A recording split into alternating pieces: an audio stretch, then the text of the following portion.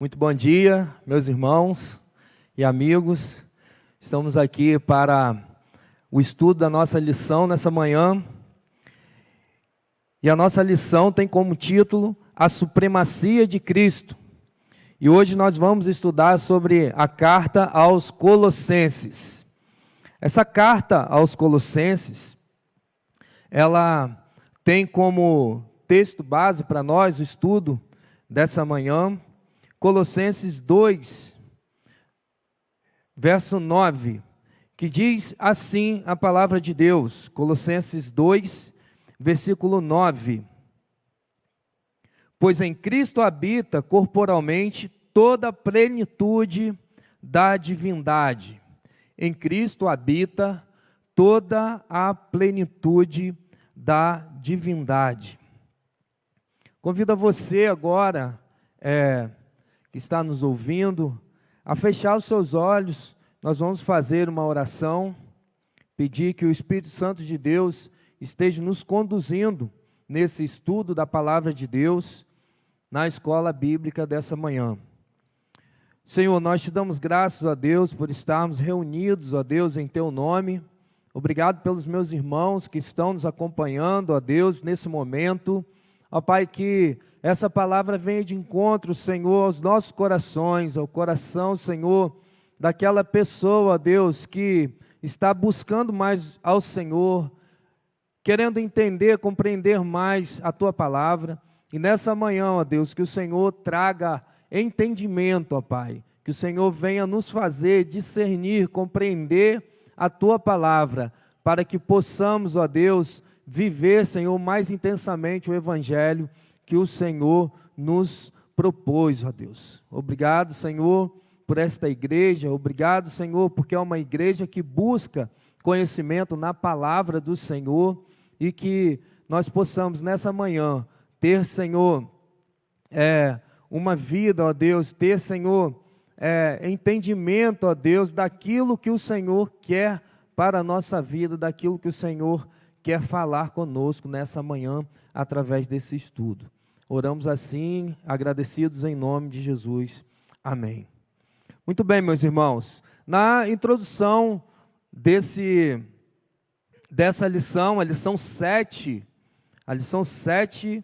da revista Palavra e Vida, na introdução, algo me chamou muito a atenção, porque o autor, ele explica com bastante clareza, ele vem falando sobre o pano de fundo de Colossenses. A cidade de Colossos ficava no vale do Rio Lico, na parte sul da antiga Frígia, localizados no oeste de onde hoje é a atual Turquia. Ficava situada numa das principais estradas comerciais para Éfeso, ou seja, por isso aquela cidade era uma cidade próspera, era uma cidade que prosperava porque ela ficava numa rota de comércio. Quando Paulo escreveu a carta, a cidade estava em decadência e continuou assim até que um terremoto acontecesse e a destruísse um pouco depois. Aquela região ali é uma região de muitos terremotos, e não somente Colossos, mas outras igrejas também, outras cidades foram destruídas também por terremotos. Com frequência, aquela região era atingida por terremotos. E Paulo escreve, não simplesmente porque ele sentiu um desejo de escrever a igreja assim do nada. Ele escreve porque ele recebia notícias da igreja que ele plantara ali. E a notícia que ele recebeu de Epáfras, foi primeiramente notícia de que a igreja prosperava. Então a igreja estava prosperando, a igreja estava crescendo. E Epáfras traz essa boa notícia para Paulo. Olha, a igreja está em constante crescimento, a igreja está evoluindo, está prosperando, mas existe algo a ser considerado. Apesar do crescimento, aquela igreja, ela estava passando por alguns problemas. de doutrina, problemas doutrinários. Como assim? Existiam alguns grupos dentro da igreja que estavam trazendo confusão, causando confusão dentro da igreja. E um desses grupos era os gnósticos, trazia o gnosticismo, uma doutrina, e também existia um outro grupo trazendo a cultura grega para dentro da igreja. E ainda outros com influência do pensamento judaizante. Então existiam alguns grupos que traziam confusão, tentavam causar confusão, traziam várias ideologias, traziam várias filosofias para dentro da igreja, e isso estava confundindo muito os cristãos, confundindo muito os irmãos ali. E Paulo procurou nessa carta, depois de receber essa notícia, primeiramente de que tudo estava indo muito bem, a igreja estava prosperando, mas que havia esse problema aí de doutrina, problema doutrinário. E o objetivo principal de Paulo era combater esse pensamento contrário à doutrina da fé em Jesus Cristo. Então, Paulo precisava dar ênfase, e a carta aos Colossenses, ela veio porque Paulo precisava dar ênfase à doutrina de Cristo e afirmar a sua supremacia em oposição a todas aquelas outras doutrinas errôneas que estavam tentando implantar na igreja.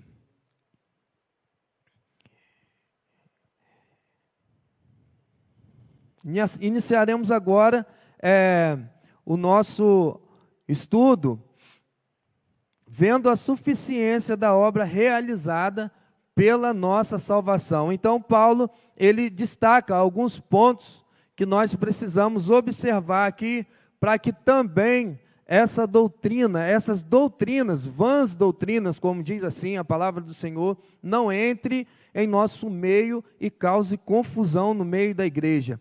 E Paulo, ele destaca aqui uma obra excelente, que está do verso 13 de Colossenses 1, do 13 até o 20, vamos ver primeiro, vou fazer a leitura do texto,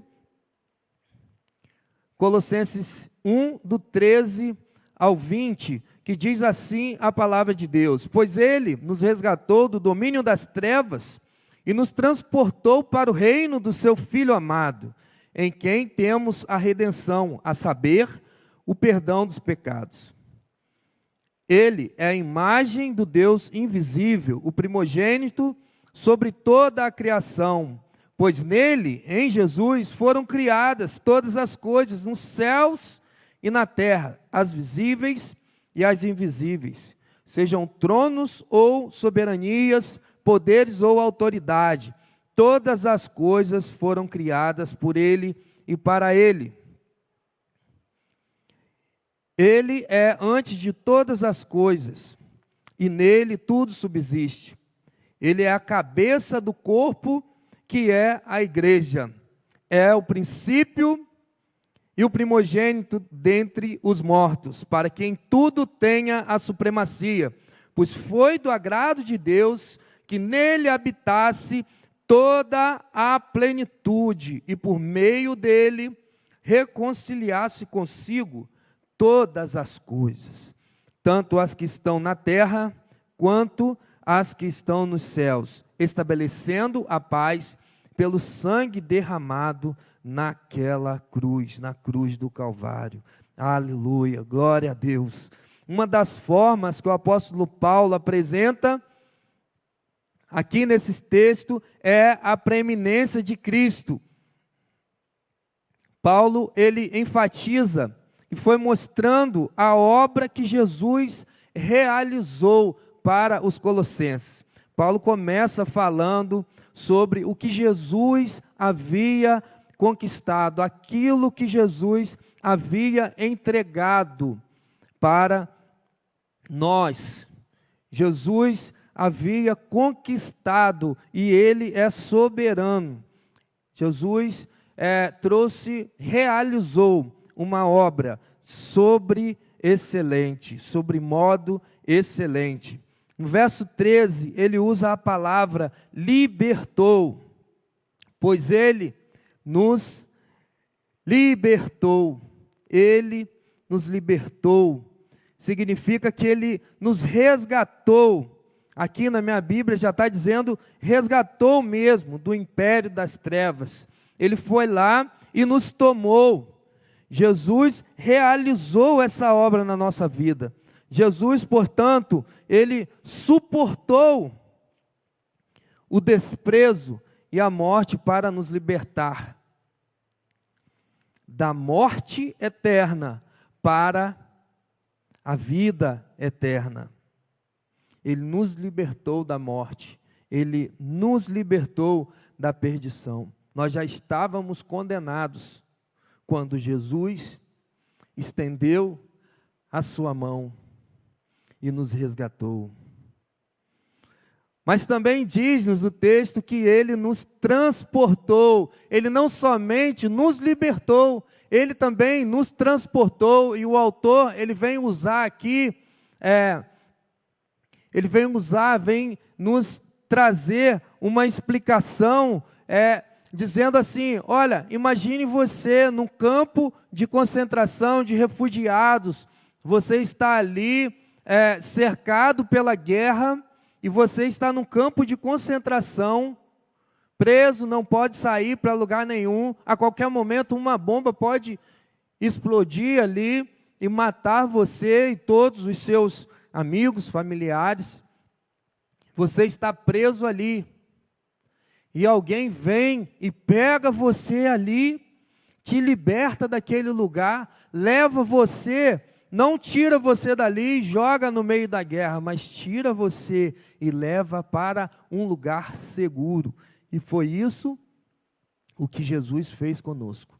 Jesus nos tirou, nos resgatou do império das trevas e nos transportou para o reino do Filho do seu amor. Ou seja, Jesus nos resgatou e nos deu uma nova vida. Assim, nós fomos libertos do controle das trevas, mas não simplesmente deixados em qualquer lugar.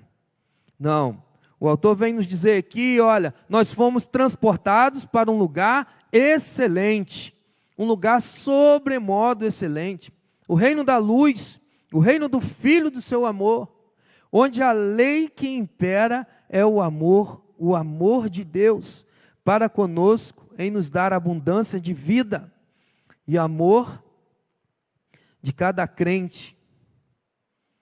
Amor de cada crente.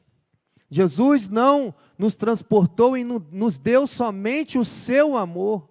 Jesus está nos dando uma vida de amor, uma vida onde os nossos irmãos são capazes, através da palavra de Deus, através da irmandade que há em Cristo Jesus, nos transmitir amor também.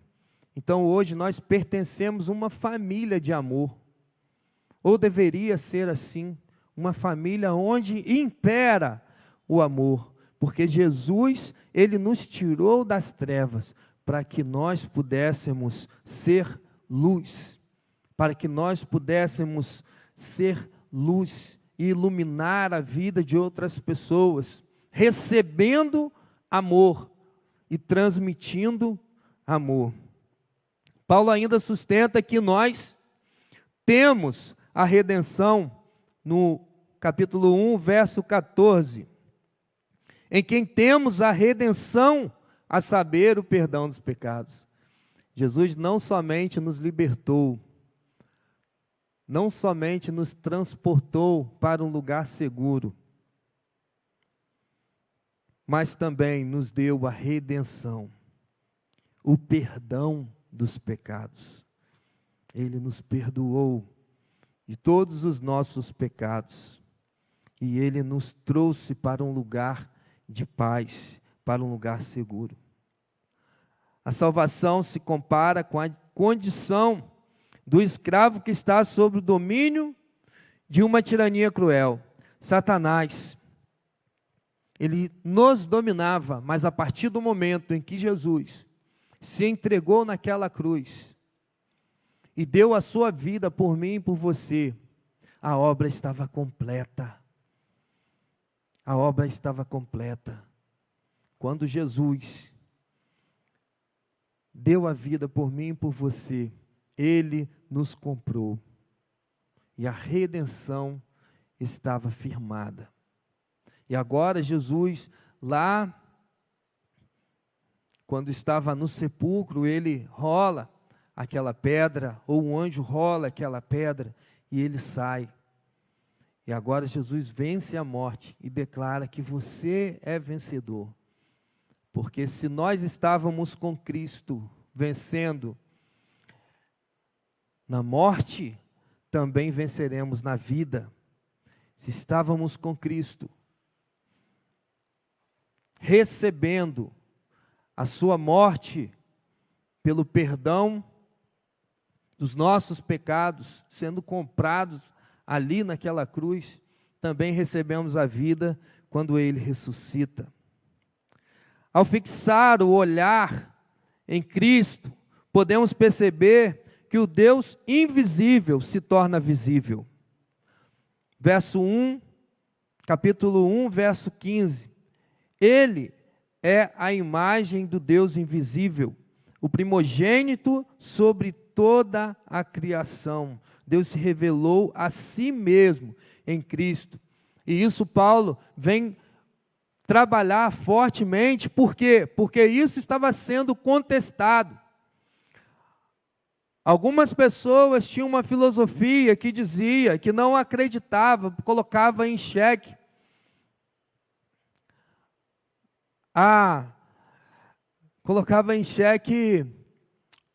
a Jesus como sendo a encarnação de Deus aqui na terra.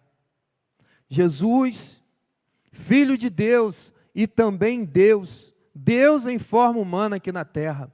E algumas pessoas duvidavam disso. E Paulo vem dizer, Deus se revelou a si mesmo em Cristo, uma vez que toda a plenitude de Deus habita em Jesus. Então, se toda a plenitude de Deus habita em Jesus, Jesus é Deus. Deus está presente na pessoa de Jesus, corporalmente também. Jesus é a imagem do Deus invisível. E em relação ao universo, Ele é o Senhor, porque Ele estava com o Pai na criação. No princípio criou Deus os céus e a terra. Jesus estava com Ele na criação. O Verbo de Deus, no princípio era o Verbo, e o Verbo estava com Deus, e o Verbo era Deus. Esse Verbo, Ele veio em carne, e é isso que Paulo, ele está tentando mostrar aqui e combater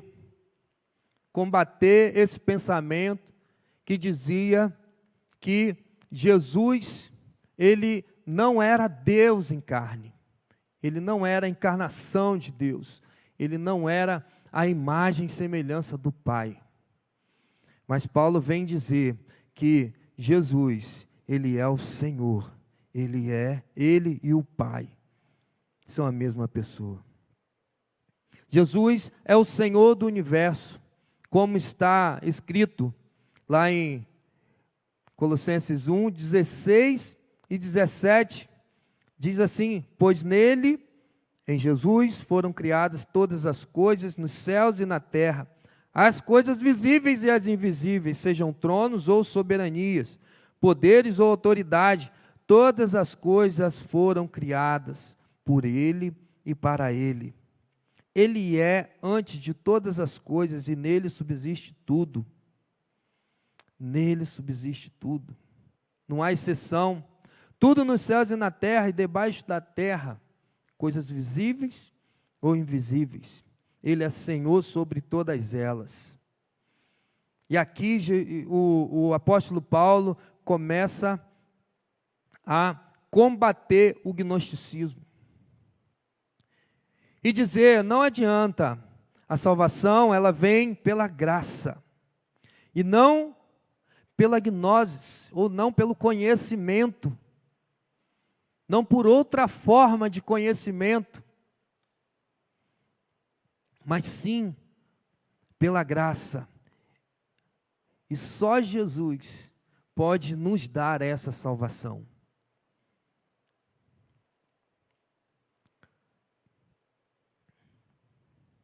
Agora, no segundo tópico aqui, nós vamos falar sobre as falsas doutrinas que roubam a liberdade. E ali ele estava enfrentando, Paulo estava enfrentando ali, ou a igreja de Colosso estava enfrentando as falsas doutrinas, como eu falei no início, e essas falsas doutrinas estavam roubando a liberdade. E no nosso caso hoje, não é muito diferente.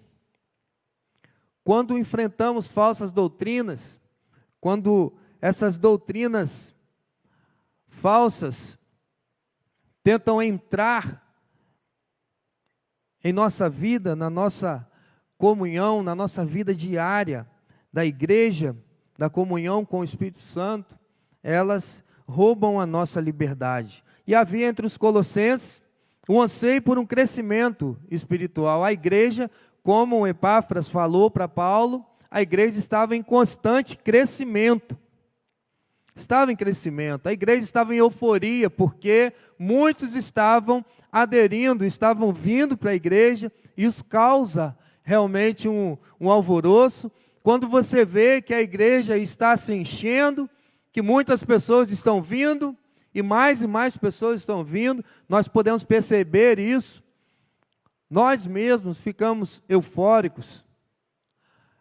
Essa pandemia, ela trouxe isso à tona, porque quando aqui a gente via poucas pessoas no templo, a gente ficava preocupado, ficava triste, ficava desanimado. E a partir do momento que a gente começa a ver que a igreja está se enchendo, está cada dia mais cheia, que as pessoas estão vindo, e mais pessoas estão buscando a comunhão, estão buscando estar em comunhão na igreja. Isso causa uma euforia, principalmente na liderança da igreja. Isso é normal. Isso estava acontecendo também lá em Colossos. A igreja estava em crescimento. Mas dentro desse crescimento, estava acontecendo também esse fenômeno de falsas doutrinas que estavam permeando a igreja e levando muitos irmãos a duvidarem do verdadeiro evangelho. E o autor vem dizer aqui que ainda hoje, o que para muitos é indício de novidade espiritual e religiosa, não passa de um retorno a práticas antigas do ser humano, em criar sua própria salvação. O que acontece? A gente se empolga e vê um alvoroço e passa a achar que aquilo ali é um indício de uma salvação. Mas nós não podemos cair no erro de criar nossa própria salvação.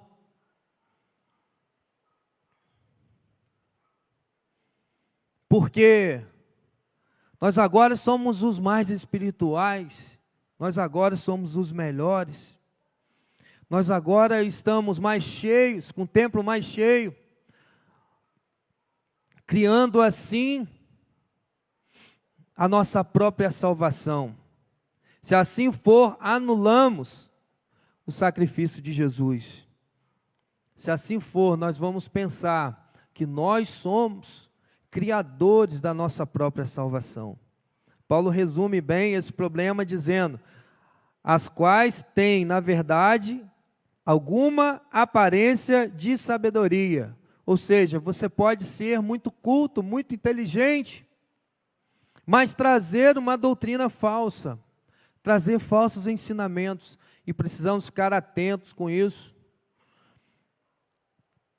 Alguma aparência de sabedoria.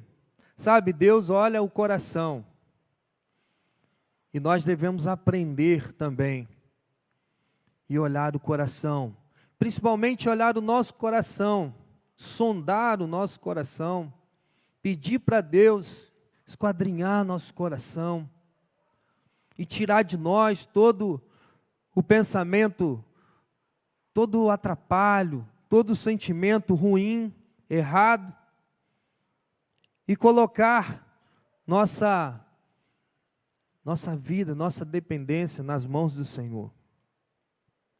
Alguma aparência de sabedoria, em devoção voluntária, humildade, e em disciplina do corpo, mas não são de valor algum, senão para a satisfação da carne. Ou seja, precisamos observar, reter aquilo que é bom, analisar bem as Escrituras, para não cairmos no erro de dar valor ao que não tem muito valor. Da mesma forma, Paulo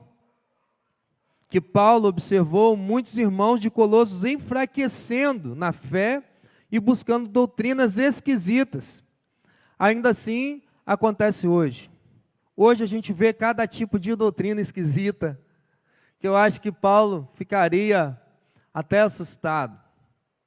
Muitas doutrinas esquisitas, muita coisa esquisita, irmãos. Muita coisa.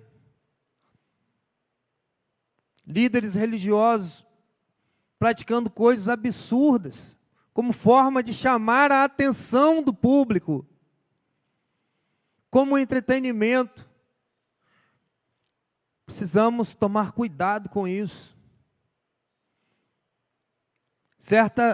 Certos momentos o culto parece mais um lugar de entretenimento do que um lugar de louvor e adoração ao Senhor Deus Todo-Poderoso. E nós precisamos tomar cuidado com isso.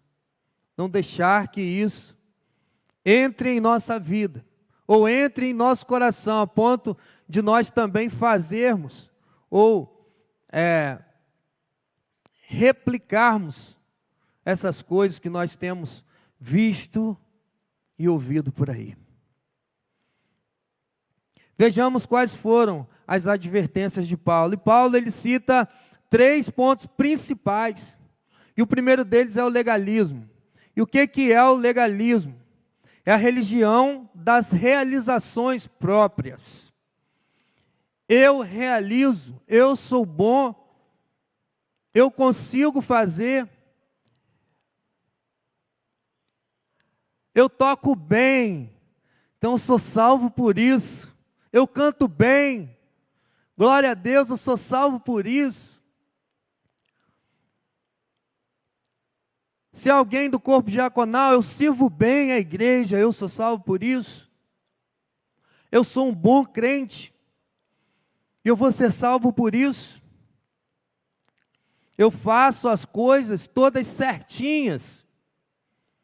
Eu sou politicamente correto.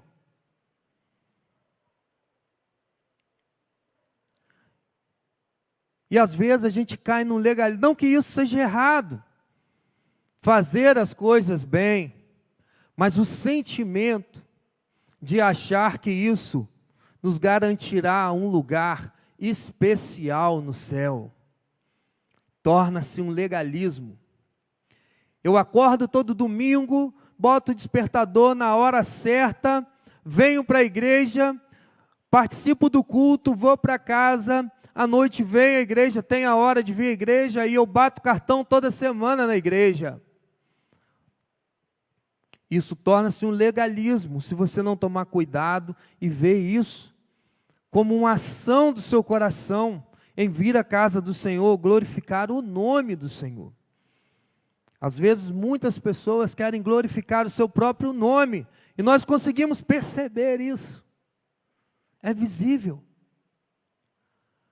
Mas é importante tomarmos cuidado, porque o legalismo está aí, e pode vir, e pode entrar no coração das pessoas, e fazer um estrago. E o Senhor reprova esse tipo de atitude. O cristão não deve preocupar-se por ser julgado pelos outros. Não deve estar preocupado em ser julgado pelos outros. Portanto, ninguém vos julgue pelo comer, ou pelo beber, ou por causa dos dias de festa, ou da lua nova. Pela lei judaica, comida e bebida relacionava-se com o Antigo Testamento, sobre animais impuros, para que o povo de Israel não se contaminasse, mas agora, isso já havia sido superado, e a igreja de Colossos estava sobre a nova aliança de Cristo Jesus, como nós hoje estamos sobre a nova aliança, e às vezes queremos cultuar como se estivéssemos lá no Antigo Testamento, sob a velha aliança. Nada disso, nada daquilo. Isso aqui não pode. Isso está errado. Sobre uma perspectiva do Antigo Testamento. Mas precisamos entender que hoje nós vivemos sobre a nova aliança. Hoje você não mata um cordeiro e oferece ao Senhor para que seus pecados sejam perdoados. Mas hoje você tem que renunciar a si próprio, todo dia. Todo dia. Negar-se a si mesmo, tomar a sua cruz e seguir o Senhor Jesus. É a nova aliança. É você e Deus. É você e Deus. Outra advertência que Paulo faz acerca de Colossos é o misticismo.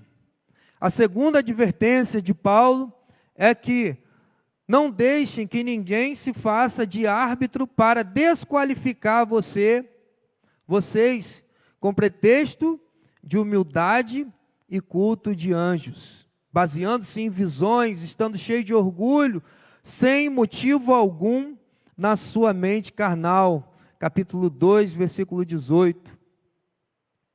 Julgar segundo a espiritualidade. Julgar com base na espiritualidade do outro. Olhar e falar assim, olha, aquele ali é muito espiritual. Às vezes há alguém lá com as mãos levantadas, e você olha e a aparência é de quê? É de uma espiritualidade uma espiritualidade assim, elevadíssima. Mas, Paulo está dizendo aqui, cuidado, não julgue as pessoas por essa aparência de uma espiritualidade. Não julgue as pessoas porque, eu tive um sonho e eu estou tendo algumas visões, e o Senhor está trazendo visões para mim, sonhos, e está falando isso, está falando aquilo, mas não está falando para você. Tomem cuidado, e é isso que Paulo vem falar.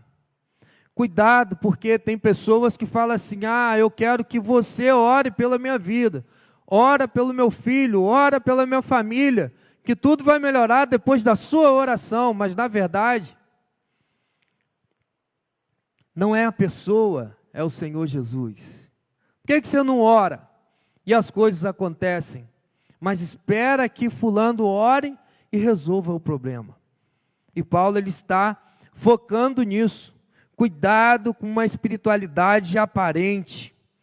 Algumas pessoas só se preocupavam com experiência emocional e sensitiva particular. Existem cultos que são verdadeiros espetáculos e traz emoção para nós.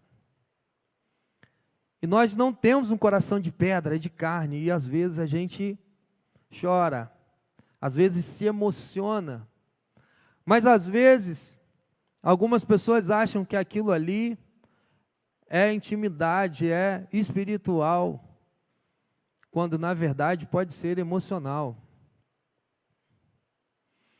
Precisamos saber discernir o que é emocional do que é espiritual. Os falsos mestres, com pretexto de humildade, estavam ensinando o culto aos anjos, baseado em visões. O que é isso, senão o misticismo? Diziam eles que para se aproximar de Deus era preciso intermediários, anjos. Mas nós sabemos que há um só mediador entre Deus e os homens, que se chama Jesus Cristo. Está lá em 1 Timóteo 2,5.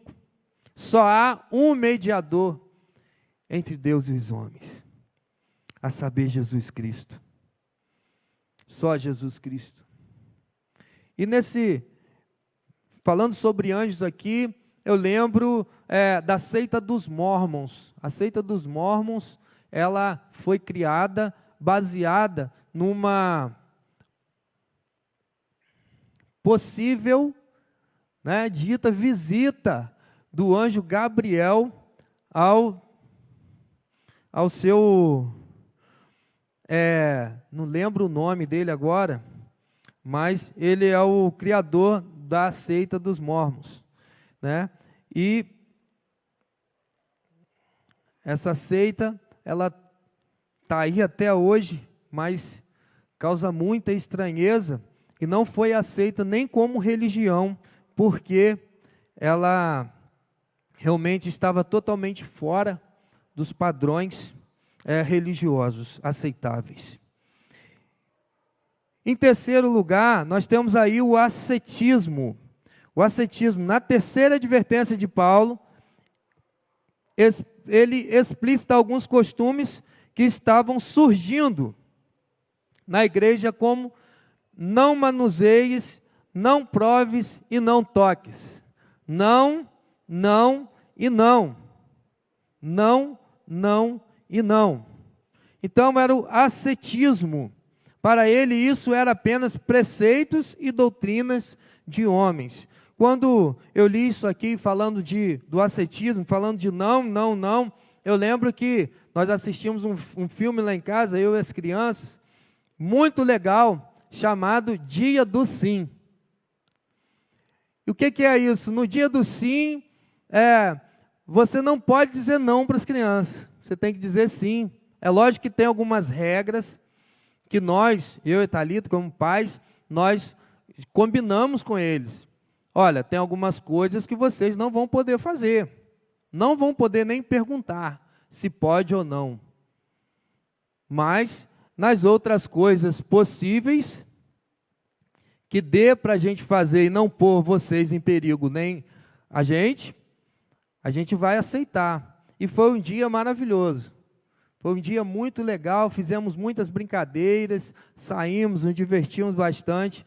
Mas a contrapartida desse dia do sim é que parece que algumas pessoas vivem todo dia um dia do não.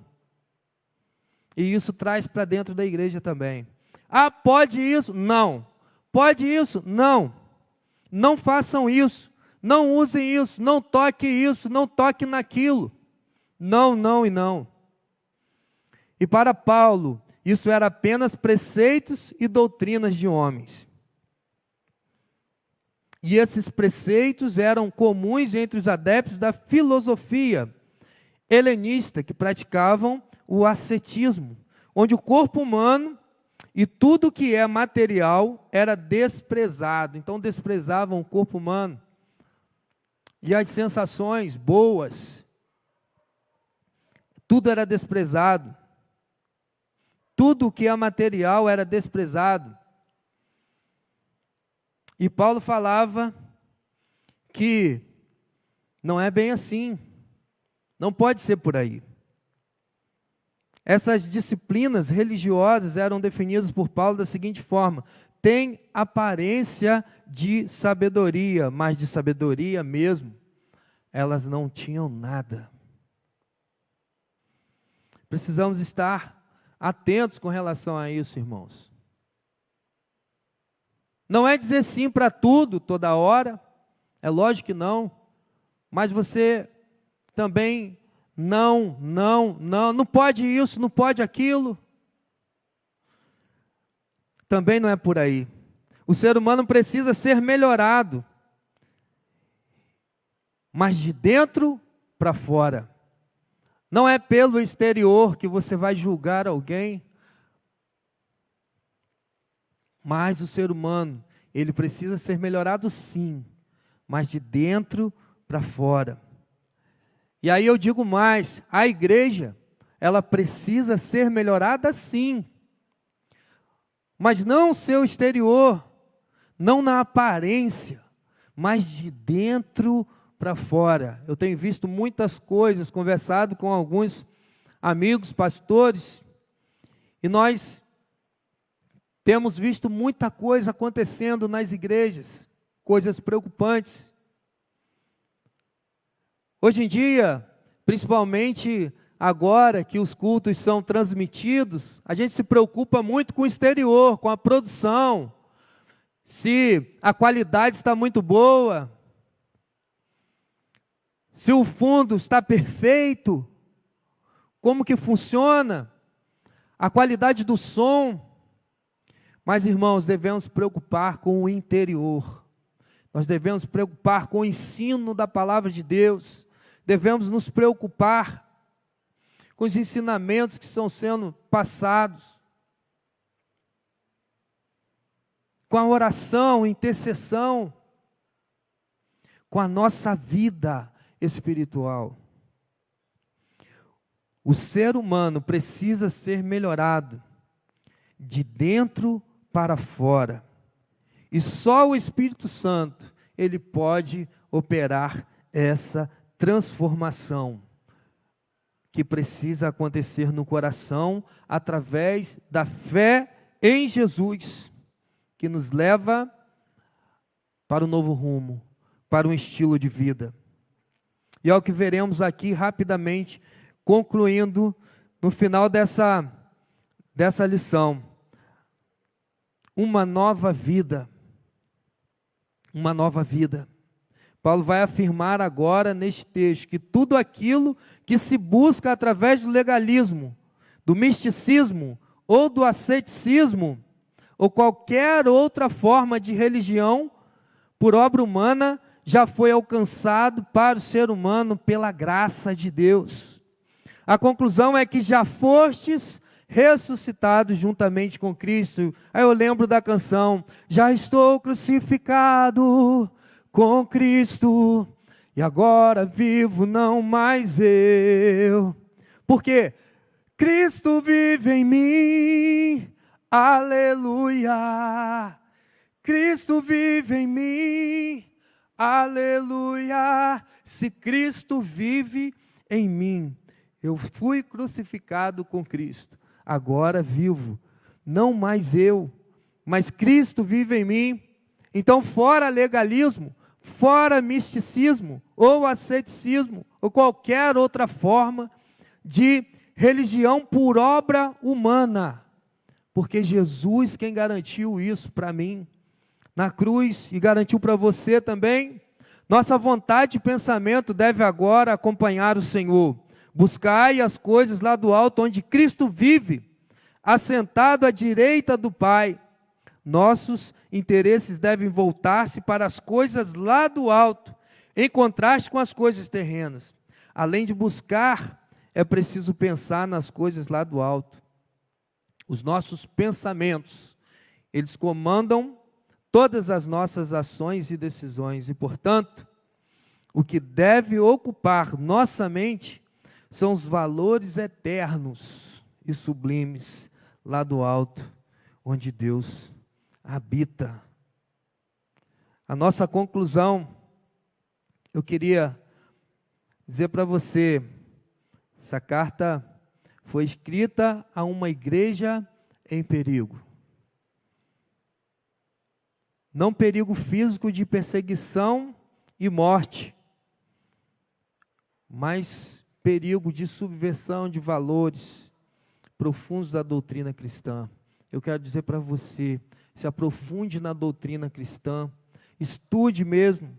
Esse livro de Colossenses, ele é um presente para mim e para você, para a gente não aprender com os nossos erros, mas aprender com a igreja de Colossos, que enfrentou esse tipo de problema, essa realidade, que também nós enfrentamos hoje, mas precisamos ficar atentos para não cair no mesmo erro daqueles irmãos. Quantas igrejas sofrendo ainda hoje com esses mesmos ataques? O misticismo,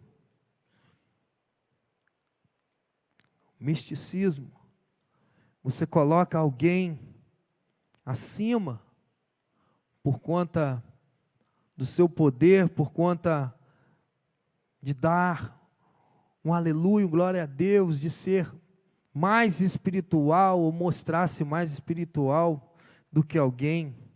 É preciso tomar cuidado com essas coisas. Aprendemos que Cristo tem a preeminência sobre o universo e sobre a igreja. A sua obra foi sobreexcelente, pois nos libertou da escravidão e nos transportou do império das trevas para o reino do Filho do seu amor. Também aprendemos que falsas doutrinas como legalismo, misticismo e vãs filosofias querem roubar a nossa liberdade. Não se deixe julgar pelos outros e não procure retornar a esses rudimentos que são aparentes de salvação própria. Temos uma nova vida em Cristo. Tudo aquilo que se busca através das ações de salvação, Cristo já nos outorgou. A Ele toda a honra e a Ele toda a glória. Que Deus abençoe você. Chegamos ao final da nossa lição dessa manhã e que você tenha uma vida de fé e esteja trabalhando, esteja orando, esteja buscando viver uma vida de santidade ao Senhor, sabendo que Ele já nos salvou. A obra de Cristo, ela já se completou na minha e na sua vida. Que Deus te abençoe. Fique com Deus.